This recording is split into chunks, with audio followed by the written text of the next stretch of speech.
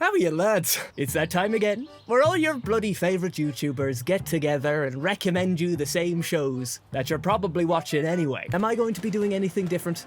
Probably not, no. Isn't this season fantastic? Honestly, is it as good as last season?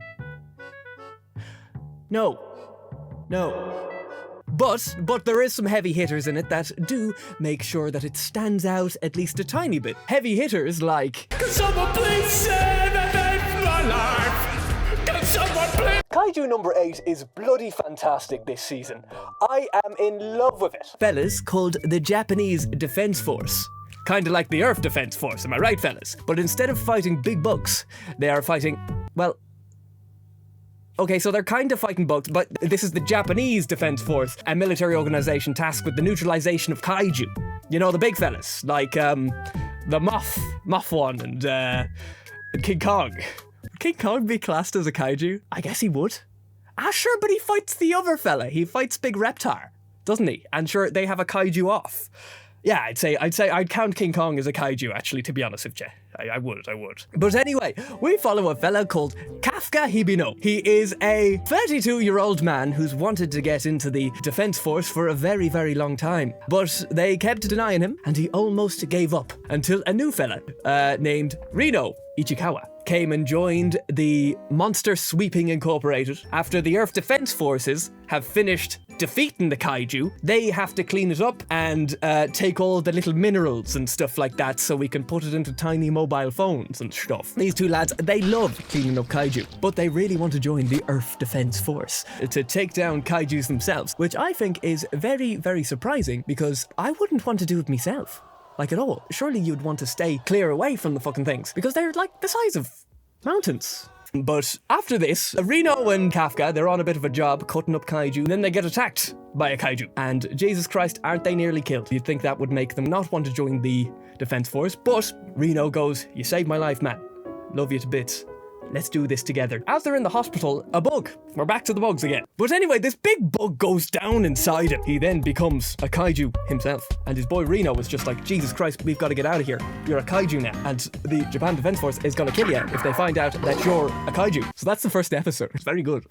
Very, very, very good. The combat scenes in this one are pretty fantastic. And there's a good bit of gore in it as well. If you're afraid of gore, I'd turn away. Like, in terms of the gore meter, I'd say they would, they'd like their steak rare instead of medium rare. You know what I mean? Like it's that gory. So if it's not your thing, I'd say stay away from it because it's a bit scary. The characters, they have kind of like a rivalry thing going on, which I love, but it's a rivalry thing like, Jesus, I want to be better than him, but I don't want to kill him. It's not like the rivalry thing in like, you know, rural Ireland where you're a blacksmith and your master's a blacksmith and then you get better at making horseshoes than him and then you fight to the death and then he sues you. Jesus Christ, it's exciting.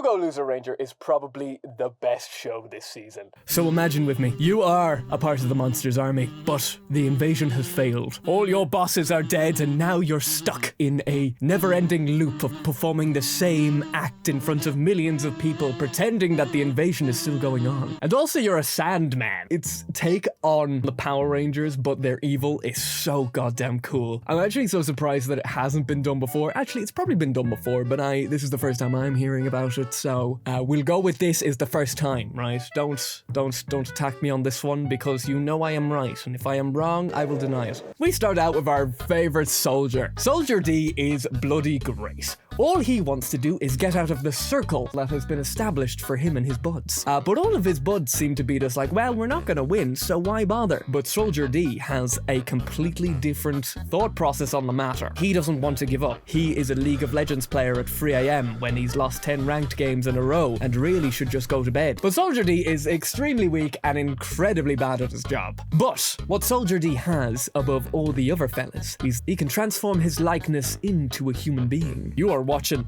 the bad guy who is not as bad as the bad guys, which are these guys, but he's also kind of bad because he was with these guys, but he's working with this character who, for a certain group of people, makes them feel funny feelings. Me, I'm that group of people.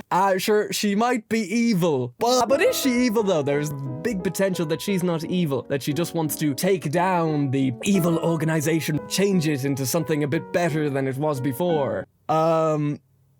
Maybe. Probably not. But this fella though, Hibiki, he wants to change it. He's a lovely little fella. Like honestly, he's the nicest character in the show. He's the only character who likes the monsters and wants to coexist with the monsters. So you know what's gonna happen to him. Also, it's got a absolute bop of an opening. So, yeah. Yeah, and it's also written by the same guy who made the quintessential quintuplets, which is such a strange pivot onto a different genre. It's very interesting to see how they were able to take their years of experience making a harem into making a spy thriller monster Power Rangers hybrid. It's really good. Watch it.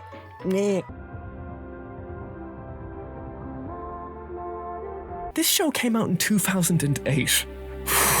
I was a completely different person in 2008. I say I'd be, like, at least... a small fella. You know what I mean? Like a very tiny fella back then. Spice and Wolf.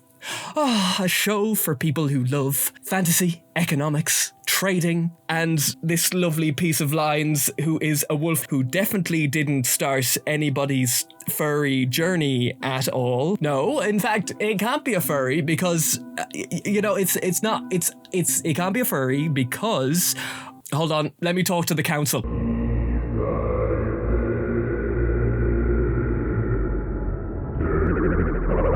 All right, lads, I'm back from the Furry Council. They actually have a chart for this. They have given me a chart, which I'm going to put up right about now. So this is the chart. We're going to start off human, just a human. Fair enough. I get it. That makes sense.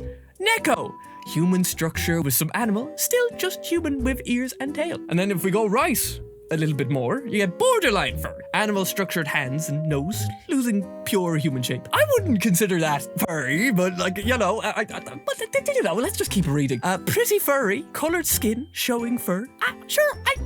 No, not furry. I don't believe it. It's fur. I'd say you could move that line a few places to the right. More furry. Visible furry skin. Okay, maybe. Very furry. Fuzzy, a more structured animal structure. Yeah, furry. Okay, and then furry, which is basically an animal with human traits. And cat, furry. No, that's not a furry, that's just a cat. Sure, we have a chart for this. But what about furries, which are like robots? Are they still considered furries? Or are they considered... What about lizards? I know they're called scalies and people who want to be a fish. I don't know why you would want to be a fish. What if your fursona is a hairless cat? Does that still make it a furry? Or is there a secondary category for something like that? Like on the furry chart, where would it be? Because if you've ever, like, pet a hairless cat, it's got the consistency of, like, you know, a shaved ball sack. And I wouldn't consider that very furry now, would you?